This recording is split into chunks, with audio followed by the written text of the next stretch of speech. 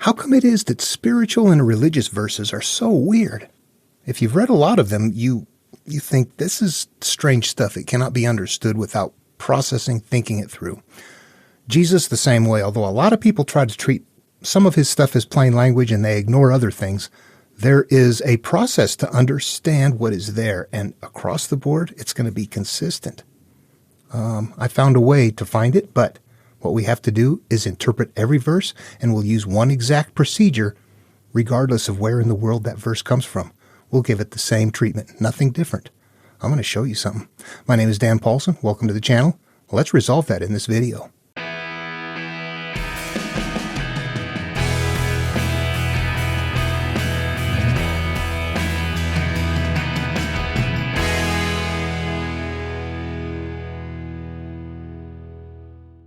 I want to talk about verse interpretation technique in this video. A recent conversation I've had, actually this comes up quite a bit. As people are learning to interpret, we're trying to figure out between the Bible, between the Tao Te Ching, Dhammapada, Buddhism, Taoism, all of these teachings are containing this common teaching that once you interpret it in a certain way, that reveals itself. The differences go away. And that's tricky to see. It's hard to find. But once you do find it, it's demonstrable. And I will tell you, it isn't magic. It isn't something that came from some secret treasure chest in a archaeological dig, nothing like that. This is something that is mentally discoverable right in the material. We can do it from home. This is the adventure for all of us that are interested in this. We can find what the masters teach by using mental processes that I found experimentally. But then when you see them, you're like, oh, okay, I got it. Yeah, I see what they're doing. It'll be demonstrable. I can certainly say, though, to start with, that it wasn't that way. I used the Bible. I used a lot of Jesus stuff when I was younger, and I knew a lot of, it was tough to read. Eventually, I left that. I go on to Buddhism, and there's some different kind of stuff here. There's some cryptic things in it, but there were some things that sounded familiar enough. I think we all spot these when you learn about karma. If you've been, a Christian and you're kind of a little open-minded to things, and you know some things, there's a lot of people that recognize karma sounds a lot like the measure you mete unto others will be likewise meted unto you, the golden rule, and that, of course, appears everywhere. We begin to see common threads in the teachings that make you wonder, what is that? Is that really something supernatural, spiritual? What is it? What is it that makes them different? What is it that makes them the same? And what I'm going to say is this, because you read some verses and go, that sounds pretty good. I can do that. I can do that tomorrow with my friends or something like that. But this verse over here is so weird. I don't know how to interact with that. So you try your best to interpret and figure things out. Maybe some you don't interpret, some you do. We're looking for ways to figure out what's there, and everybody's interpreting. Jesus' work is tough. 33,000 different denominations. That's because they have different beliefs and different interpretations of the material. Period. They don't agree with how that material interprets. That's why they go different directions. What does that tell us looking at it from the outside? Do they have it, or is there something else there? What I'm going to do in this video is stick to a very isolated style of verse, but using two different genres. There are very short verses in these. They're not long, drawn-out stories and adventures carrying the story in a template. These are just kind of little compact bullet points that still follow the same sequence. We'll see that in a little bit. But they're meant to be cryptic. They're meant to be figured out in your mind. You're looking for the answer to life. You can go ask, and if somebody tells you the answer, what you need to know, you didn't figure that out on your own. You didn't wire your brain. Neural pathways aren't there. You might know that academically, but you don't know it experientially.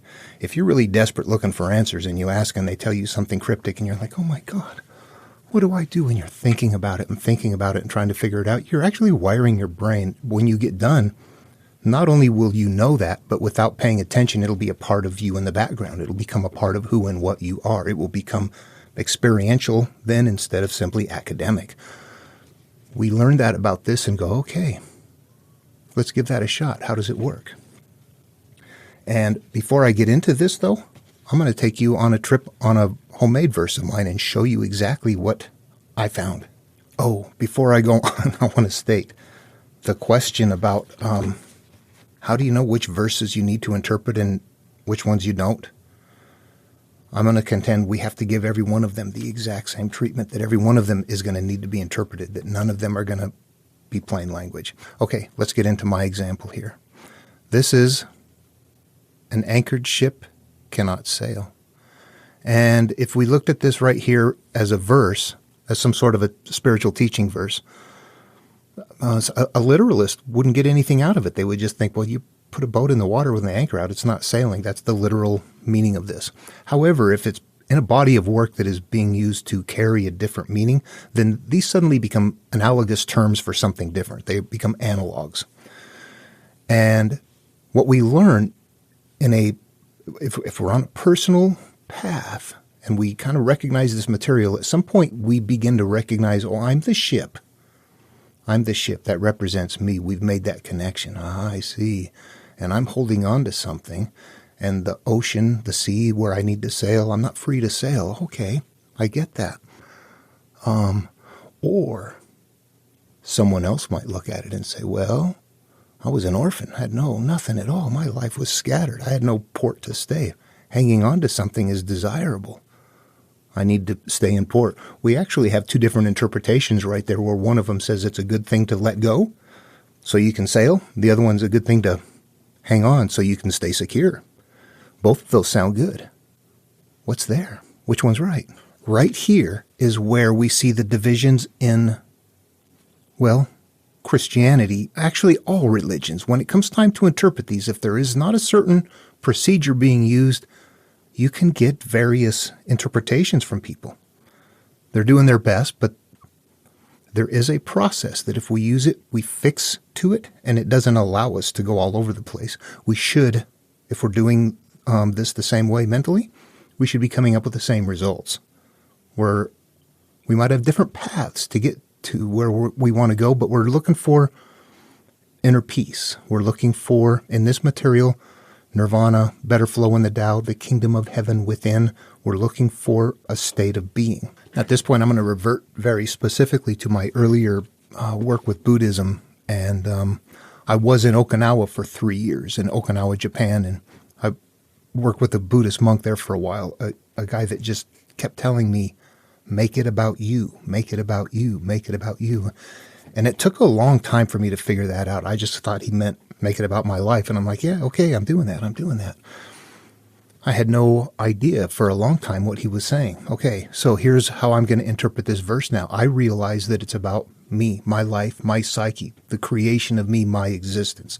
That this verse is being, it's something that would help me heal myself if I would engage with it. But it's not popular, it's not fun, because it entails looking at things that hurt you. You might have been raped, molested, all manner of things. Think about your life, anything that haunts you, that bothers you, that comes back. This is the kind of stuff that the verse refers to. That's the stuff we're hanging on to. We don't know we're hanging on to it. We want to deny it, but in doing so, we're hanging on to it, and it continues to go with us. And that's why it's not popular to tell people that. You need to forgive who did those things to you. Up yours. They're not going to pass that around. But if you package it in something that is benign, they will pass that around. Now, Buddhism, the way it's packaged is in a way that you know this is self-healing. It is to make your life better. You know that at some point when you're doing Buddhism. You're not turning it over to a higher power or anything like that. This is about me taking care of my life in a way that life hasn't taught me, that my world hasn't taught me. I have to do something different. This is a self-healing thing, and my happiness is in my hands, not in somebody else's. So, what I realized then is that is what that refers to. I cannot sail free. I cannot live free, my life free, not sail the ocean and experience the physical life, but within my own mind, I cannot be free mentally. My thoughts do not sail free as long as I'm hanging on or I'm anchored to something that I won't turn loose of. And when we all use that same process, we will all get the same results. There will be no variation. It is now about me. And as within, so without. There's more teachings. There's just one verse here showing how it's done. But it's a big block that all flows together. So it is derogatory to hold on to something then. We need to let go. We know that, and we should all know that. It might interpret different in the physical world. But when it comes to the spiritual or the inner world, the only way to interact with it is to take it to our memories, our experiences, and our emotional, the way we hold those memories emotionally. Those are the things that we're hanging on to. And those things at various times with various levels of intensity continue to affect our lives in a manner that that happened long ago. Why does it continue to emerge? Yeah, it'll continue to emerge as long as we're holding on to it. So we have to go find it. And, okay, so now let's take that same verse and say, well, that's fun. Yeah, that's pretty simple. But there's one verse, and now I go someplace and there's a people that I need to teach this to. Same issue. We all got the same problems. We're all a bunch of animals emerging, and everybody's hurt in certain ways and told to shut up and keep it to yourself or I'll beat you. So we're all doing that. Meanwhile, we're hurt, pretending like everything's okay. Well, inside we're a wreck. And nobody knows but us. Well, they do, because we act out. All right, there's the process. That's what we have going on. But now we're in the desert, somewhere far away, and an anchored ship is meaningless to somebody there. That's not a fun story. So you might say something like, you cycle around that which you cling to. And what do we have? It sounds completely different, doesn't it? However, when you play it out as analogs in the psyche, they're different analogs, but they're doing the exact same thing. There's sort of this mental process going on. There's a hierarchy of things happening that has to be maintained. There's a conscious, there's a subconscious, there's things that are stored, there's things that act out. Well, that's what we're looking at in all of these. And we become parts of those verses. Those verses are meant to be a part of us. So there we have it. And we've now, in two different ways, taught the same thing. An anchored ship cannot sail. You cycle around that which you cling to. I'm going to jump into Buddhism. And before I do, I'm going to say this is not a course on Buddhism. This is just, the Dhammapada is a collection of verses that are this path. And it's a guru book. And this is the very first verse in that from the Max Mueller translation. All that we are is the result of what we have thought. It is founded on our thoughts. It is made up of our thoughts. If a man speaks or acts with an evil thought, pain follows him as the wheel follows the foot of the ox that draws the carriage. Okay, so as I work to interpret this, I want to do the same way. I want to treat this verse the same way as I did with the ship and the cycle around what you cling to verses, that it's going to all play out in the psyche. There's just a little bit more to it there, isn't there? But let's go ahead and analyze it and see what we actually have going on and pick it apart. Let's just see what this is really getting to. First of all, we see that upper section. All that we are is the result of what we have thought. It is founded on our thoughts. It is made up of our thoughts. This is probably about the second shortest creation story there is. I think Lao Tzu's is shorter. This is our creation. This is telling us who and what we are and why we are the way we are. We are the result of what we have thought. It is founded on our thoughts. It is made up of our thoughts. Everything that we have had experiences in life, it is not our current thoughts. It's not our conscious thoughts. What this is the stuff that is stored away. We know if we analyze it, well, let's see, all we are is a result of what we have thought. I think of myself as the emperor. It didn't happen. This can't work. You look at it and realize it doesn't work in real life.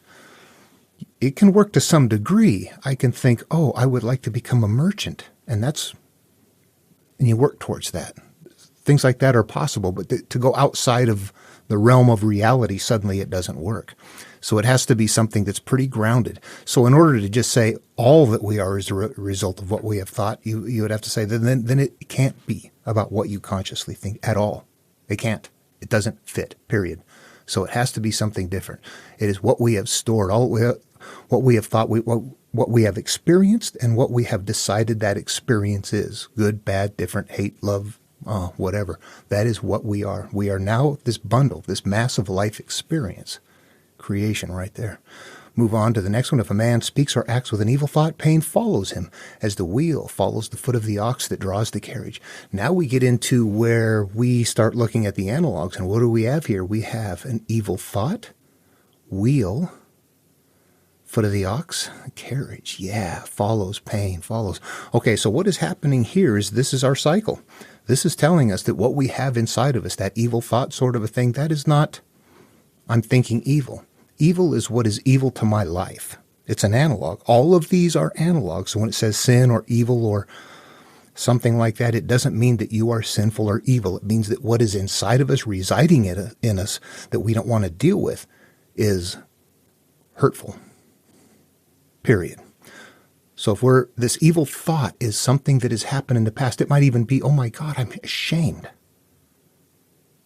See how it's not an evil thought, but that shame, because you got molested or raped or somehow something somewhere, is still going to be in this category. The pain follows him as the wheel follows the foot of the ox. See the cycle happening? The wheel is following the ox that draws the carriages. We're moving through, instead of the ship sailing in the ocean, we've got the ox drawing the carriage down the rule of life, and things are cycling. See how this ends up being that same verse, except that it has a little bit more to it. It tells us how we came about, that we are a result of mental processes in our life experience. And I want to suggest something else. I was going to leave this out at first because I keep pulling in things from elsewhere, but for people that are interested, I want to make the suggestion that what we just saw right here in that first verse, and I joked that's the shortest creation story there was, and then what happened? First, sin. Creation, sin. It's going to sequence in Genesis, only in a humongous story. This is very compact. But you see that sequence starting right there? All right, we're not finished with that. The verse has a counterpart. All that we are is a result of what we have thought. It is founded on our thoughts. It is made up of our thoughts. So far, this second verse is identical. However, this part is what is different. If a man speaks or acts with a pure thought, happiness follows him like a shadow that never leaves him. See how the evil thought had a wheel that cycled around and around? However, the pure is a shadow that never leaves. It's not cyclical. It's something that is constantly there. We see the beauty in this teaching right here, but this is relative to what we're holding inside of us. We have become products of our life experiences. And when we're waking up, when we're realizing that, we are starting to find ways to disconnect emotionally from those early childhood experiences, because that is what is going to allow us to leave them behind and to live a better life. Honestly, the way that I can best think to mentally distill this to modern terminology would be to say that in this teaching right here, that we start off and can become anything, that whatever we name, whatever we judge, whatever we classify, whatever we have thought in this case, all of those are going to be analogous to the same thing, that when we mentally get to a point where we are making decisions about what things are, we create who and what we are. And once we become hurt, we become cyclically bound by that, and we're looking to escape that and to find peace that doesn't leave. That's every teaching in a nutshell. That is what happened, what we must do, and what the goal is. But it's so short and so compact, it leaves out the how-to. All right. Buddhism gets us right there. Let's go take a look at something in Taoism. And for this one, I'll be using the Stephen Mitchell translation. It's just small and easy to handle. It covers what I need to here. I've got a number of different translations of this one. And I'm only going to read the first part here. The Tao that can be told is not the eternal Tao. The name that can be named is not the eternal name. The unnameable is the eternally real. Naming is the origin of all particular things. Free from desire, you realize the mystery. Caught in desire, you see only the manifestations. Yet mystery and manifestations arise from the same source. This source is called darkness. Darkness within darkness. The gateway to all understanding. Okay, and my earlier example where I went from the ship being anchored to the weed being blown around in a circle in the desert to show how the analog shift can carry the same thing, that's what's happening right here. The same message is going to be there, but the analog shift is going to be on a larger scale than that. Same thing. It plays out in the psyche. It looks a little bit different at first, but if we play with it and just poke and prod at where it would go in the mind, we'll see things emerge. As I read it, people that are on board probably were already spotting stuff. Yeah, definitely it's viewable. Once you start converting it into mental processes, internal mental processes. Okay, stepping right back into it here. The Tao that can be told is not the eternal Tao. We have to define Tao. Tao is the way of our life, how our life experience is, how our life is for us, and that will square with the other teachings. It's another analog, but it's there's a language conversion. It's just the way that it's taught. The way is the flow, the way your life experiences, and that is malleable. The Tao is malleable. And the one that can be told is not the eternal one. So initially here we have what? Creation. There is the beginning. The name that can be named is not the eternal name. That is a part of it too. Naming is like mentally judging, speaking the word. Understanding it this way gets tough for some people because the idea is that we become the creator, but we're creating our own life, but we're not creating our day-to-day life by trying to think about it. That's missing something. We're going back in time and realizing that our current life got created back then through the experiences that we were beginning to have, that we were having. And, straight up, even though all of this is a part of it, that everything that we do, good and bad, is a product, what we're really looking at here as you look through it is the problem issues.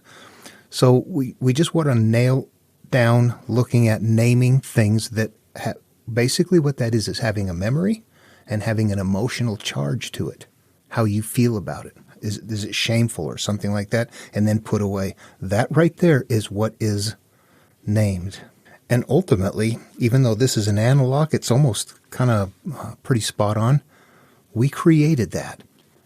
And it, again, be careful. It wasn't by choice. We create it by the way we hold it mentally, not by what we did or, that doesn't matter. What matters is what the energy is of what is stored up here now. Okay, I kind of jumped ahead of myself. We get right into actually what I was just talking about. The unnameable is the eternally real, but naming is the origin of all particular things.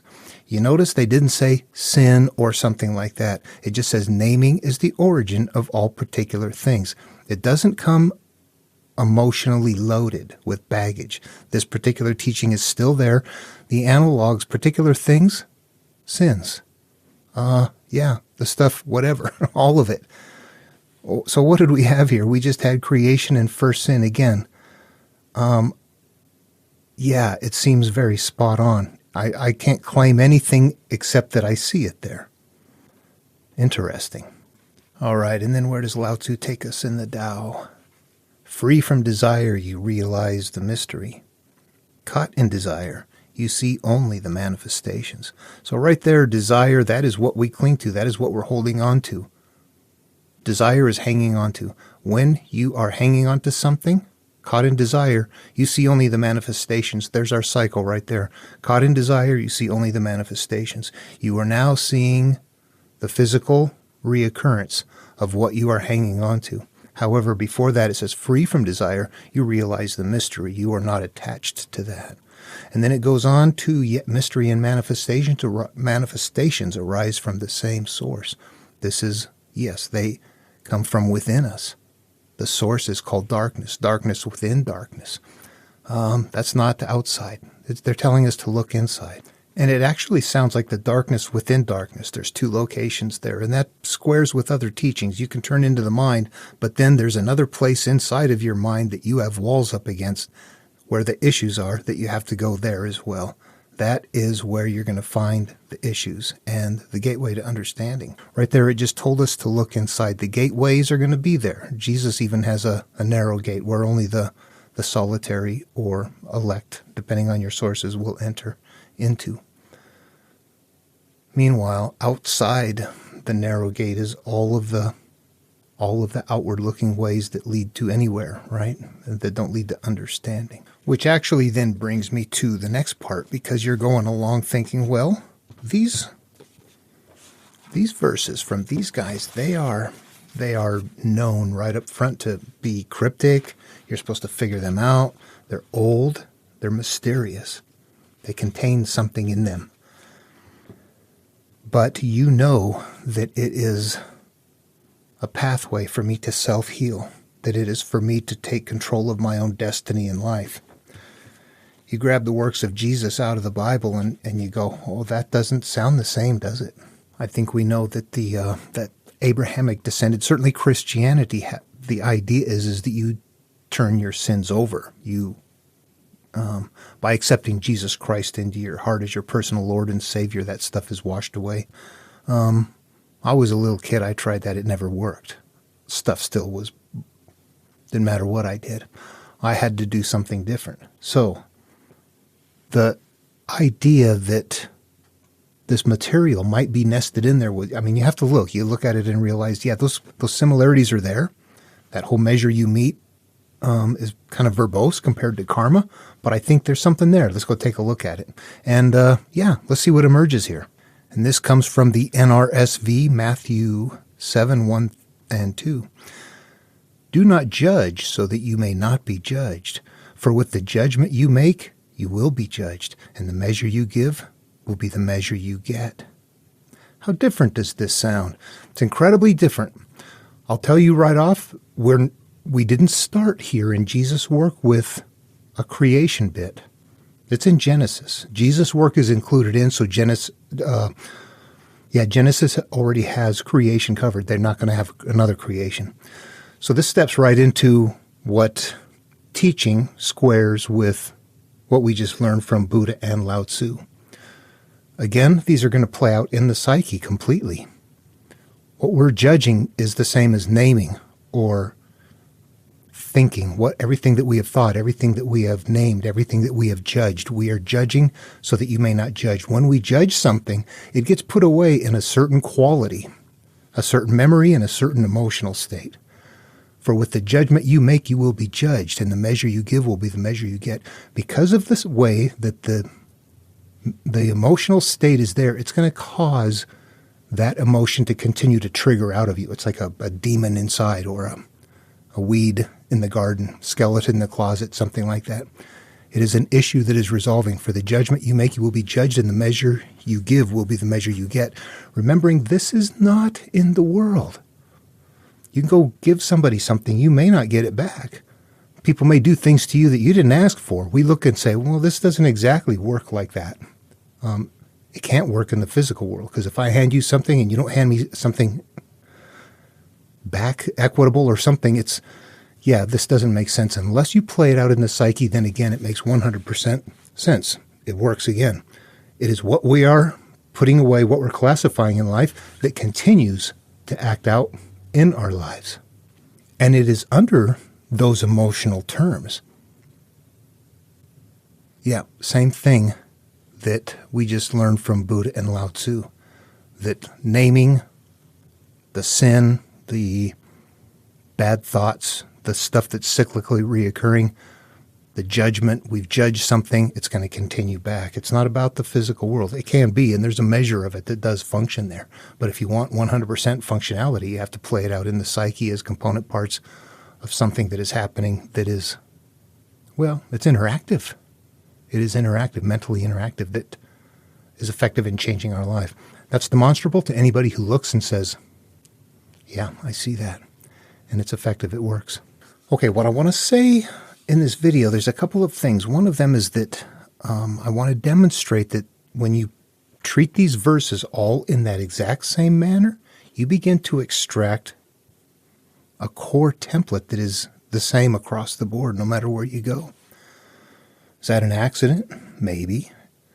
Except I can go everywhere else and find it too. I find it in myth and there's a lot of places. I will, just for the record, say that I find it in Greek mythology, all Greek mythology. The stories build off of it. In fact, it's like a web, a network. Stories build off of each other. And when one picks up where another one left off, or an adventure leaves, or something else starts, and it goes off on a networked journey. Right where it starts another version of this template. So the template goes everywhere. It does that in all of the religious works too, the Jewish works. All of those stories that are legit, they go this way. The ones that aren't legit just try to tell you to go to church. But the ones that are legitimate are on this patterned network. You can find it. That's how you can tell what's real, I think. And I should clarify, I mean more works than are in the Bible. The Bible is only canons of work for some people. There's a larger body of work from antiquity that wasn't included as a religious package, but it's still legitimate work that is part of this network of their time. Esdras, Enoch, all of those books fit on this as well. As far as the other part that I wanted to stress was you interpret every verse. We can look at verses from Jesus that say, you need to love your enemy. It's not enough to just love your own family and friends, because even your enemy does that, but love your enemy. Now, I'm paraphrasing the verse here, but how do you love your enemy? If this is somebody that is like taking your resources, oppressing, bombing, killing, how does this work? It doesn't. It doesn't work for a lot of people. There's a story in the Bible, and you have to treat these the same way, even though they're not the individual verses, but it's where Jesus goes into the temple, supposedly, and flips over the tables and runs people out that are exchanging money and doing things like that. And it's a story that is analogous. I don't believe that truly happened. I think Dr. Bart Ehrman has some good material on that. If you're interested, let me know. But it's the idea that people are coming from all over for the Passover, a Jewish holiday. They don't have local money. They've got money from elsewhere, and they're not traveling with animals. So they're coming here to a holiday. They have to buy animals. They have to exchange money, then buy animals, and then give them to the priest to. That's what they're there for. This is our worshiping. So I won't go any further down that path as to why that might deviate. What I'm going to suggest is that it's a story carrying a different element. But that story right there, not interpreted, I have had people tell me, this right here shows Jesus. Yeah, we can go in and kick butt and take names. Arg. Jesus went in and did that same thing. You see that? He's going to go in and take care of business. So we can go in and be aggressive. They're not interpreting the verse. They're looking at it literally. What are they going to do when it's time to clean the inside of their cup? Go wash dishes? They're going to interpret that one. So here we see deviation, and it's no good. When you interpret that into the psyche, then this becomes the temple, and you're kicking out all of the things that are there. It works as analogs in the culture, and historically, it's probably not accurate. It doesn't sound right. At any rate, it works out in the psyche. So does the idea that if you have to love your enemy. Your enemies are up here. The enemies are within. The enemies are things that we carry within us that we must conquer, because they continue to play out, and they continue to create a flow in life that brings us that way. And we can call that the Tao, the way we flow in life, our level of nirvana, our kingdom of heaven within, and how well we are graced by God. To do this, literally do it up here, creates an effect that is an observable effect, regardless of what you think is responsible for that effect. You find it everywhere, the same effect. It mirrors into the psyche, these verses do. You see that? Okay, look, the patterns are all over. It takes a lot to see it all. Once you recognize the patterns there and what it is, though, it becomes much easier to see. And it becomes observable. Again, like I said in the early part of the video, we can do this from home. We go through the material and read it and go, phew, I see that. Yeah, we can research without traveling the world. We are. We're traveling back 3,500 years and around the world. Yeah, we are. And we are reverse engineering what their masters did. At least that's what I think. Well, anyway. All right. Hope the video was fun. Love one another, and I'll see you in the next one.